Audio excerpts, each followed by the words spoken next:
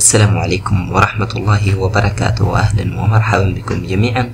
معكم مرتضى الغانم من قناة من كل جديد.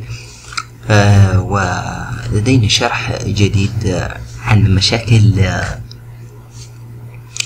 القنوات، بعض القنوات في اليوتيوب. مثلا تدخل القناة تدخلها مثلا من أي مكان، القناة خاصة بك، تدخل تريد فتح القناة مثلا، يطلع لك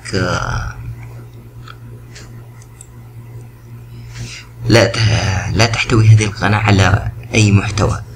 فالمشكلة هذه حلها بسيط، تروح إلى قناتي.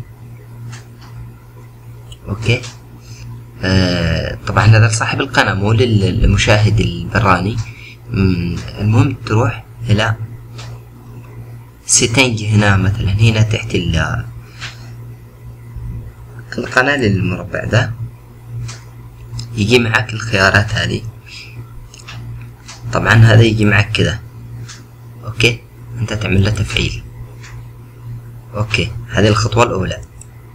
طبعا بعض الناس يحط الحل ذا ما تزبط معه، باقي معك الحل الثاني هو هنا اضافة قسم.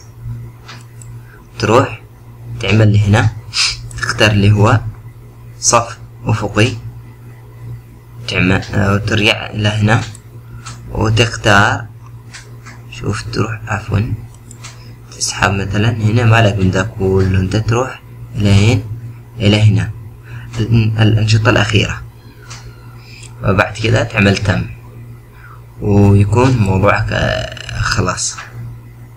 اوكي، كذا انتهى الشرح.